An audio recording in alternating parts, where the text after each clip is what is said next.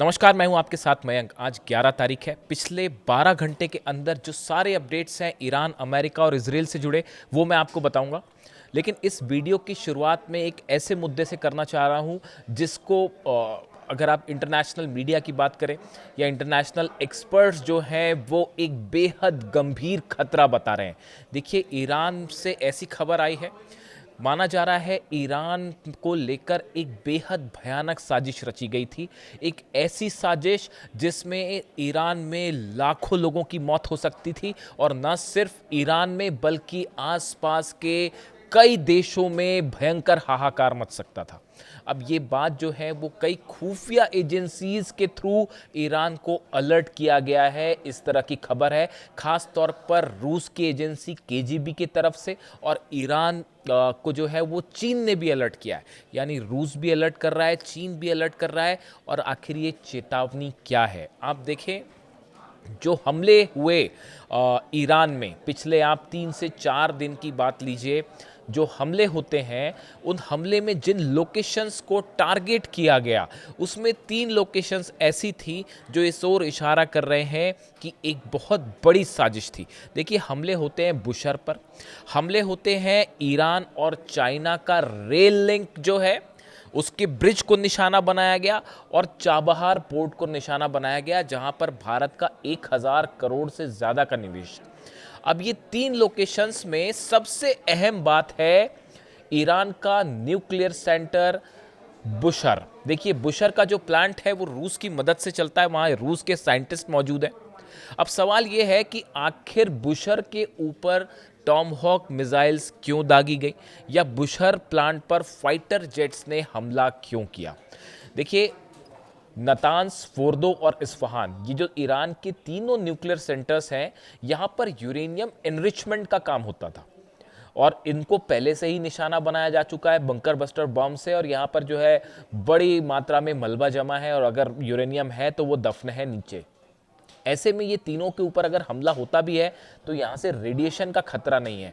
लेकिन बुशहर ईरान का वो न्यूक्लियर प्लांट है जो एक्टिव मोड में है, और यहाँ से बिजली पैदा की जाती है।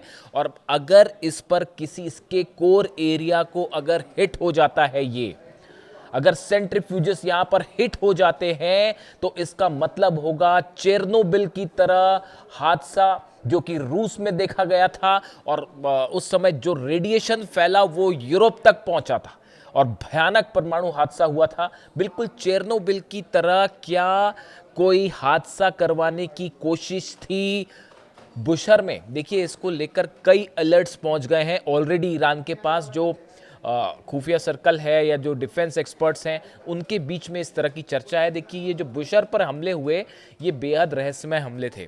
जो अटैक बुशर पर हुआ, ये बुशर का जो कोर एरिया है, उस कोर एरिया के बिल्कुल करीब मिसाइल्स गिरी हैं जो अमेरिका ने दागी। अभी ये भी बड़ा सवाल है कि क्या ये मिसाइल अमेरिका ही नहीं दागी। मैं ऐसा बात क्यों कह रहा हूं वो बताऊंगा आपको। लेकिन देखिए, बुशर के बिल्कुल करीब ये मिसाइल्स अटैक हुए, और हालात ये थे कि जो कोर एरिया की जो बिल्डिंग थी, उसमें जब मिसाइल अटैक होता है तो उससे जो पार्टिकल्स निकलते हैं वो उससे भी जाके टकराए। यानी सीधा मिसाइल ने हिट नहीं किया, लेकिन उसके छर्रे और जो दूसरी चीज़ें निकलती हैं, मेटल्स, वो जाके कोर बिल्डिंग से भी टकराए।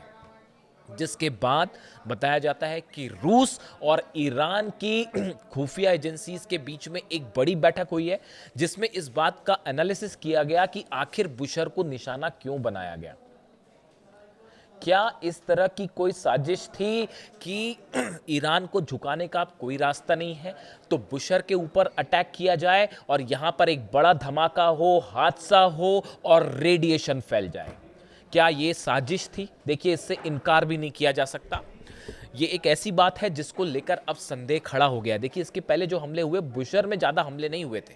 जो हमले हुए न्यूक्लियर साइट्स पर, इस्फहान पर हुए, नतान्स पे हुए, फोर्दो पे हुए, लेकिन बुशर को निशाना नहीं बनाया गया। और बुशर पर जब हमले हुए भी तो वो कोर एरिया के आसपास थोड़ी दूरी पर हुए, उसके इतने करीब कभी हमले नहीं हुए। रूस ने अपने कई साइंटिस्ट को वहां से हटा दिया, लेकिन अभी भी मौजूद है वहां साइंटिस्ट। इतने करीब पहले कभी हमला नहीं था। बुशर पर हमले का मतलब बेहद भयानक रेडिएशन और भयानक हादसा, एक झटके में लाखों लोगों की मौत हो सकती थी। ऐसे में बताया जा रहा है एक बड़ी बैठक हुई है खुफिया एजेंसीज जिसमें रशिया की शामिल थी, ईरान की एजेंसीज अधिकारी शामिल थे और चीन के अधिकारियों से भी इस बारे में चर्चा की गई है कि आखिर बुशहर पर निशाना क्यों साधा गया। दूसरी बात, आप बड़े गौर की बात सुनिए।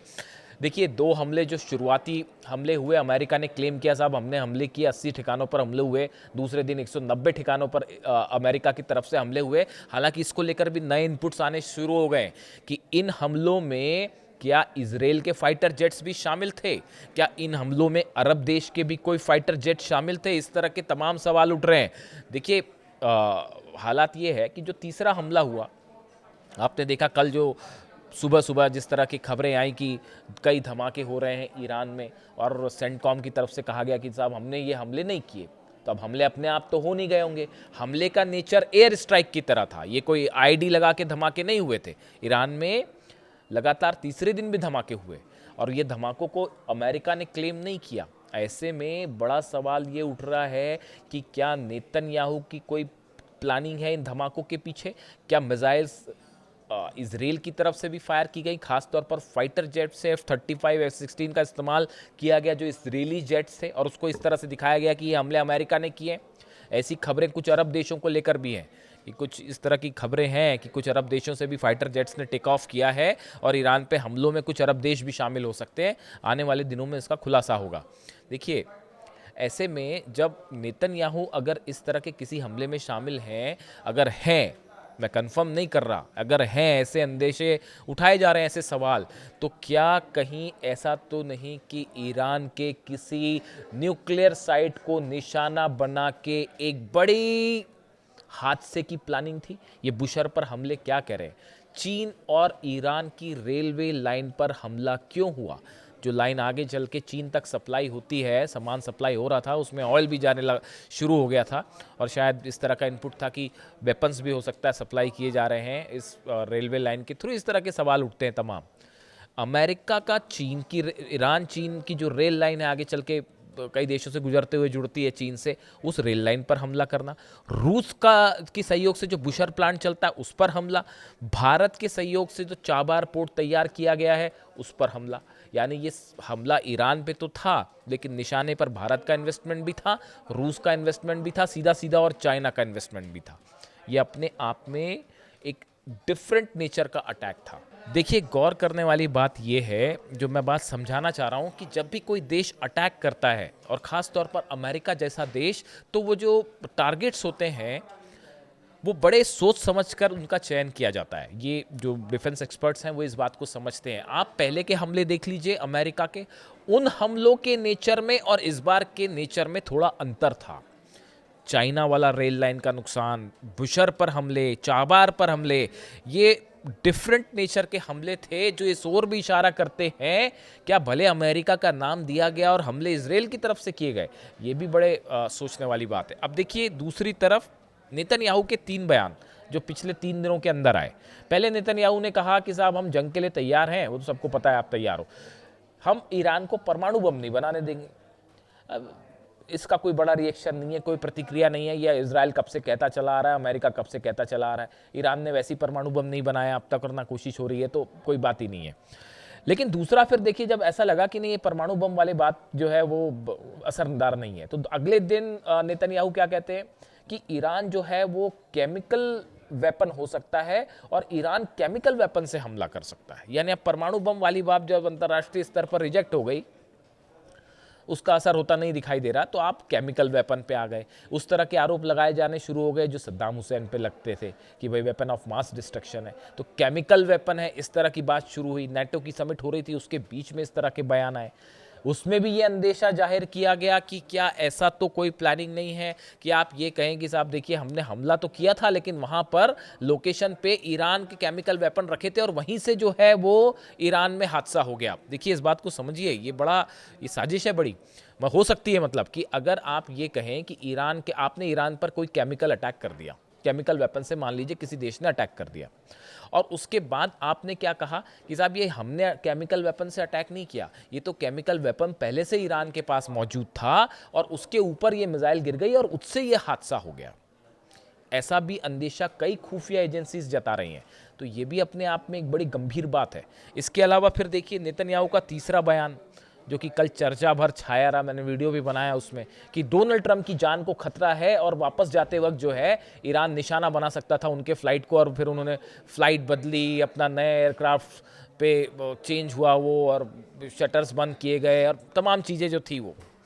यानी आप देखिए नेतन्याहू की ये 3 बयान बताते हैं, न्यूक्लियर बॉम्ब को लेकर, केमिकल वेपन को लेकर और ट्रंप पर खतरा है इसको लेकर, कि कहीं ना कहीं ईरान को लेकर एक बड़ा प्लॉट तैयार किया जा रहा है जिसमें वो फिट नहीं बैठ रहा है, ये बात अलग है। देखिए हालात असल में क्या है, जो हकीकत है वो ये कि अमेरिका अब इस बात को अच्छी तरह से समझ गया है कि ये जो MOU साइन हुआ है इससे कुछ होना जाना है नहीं।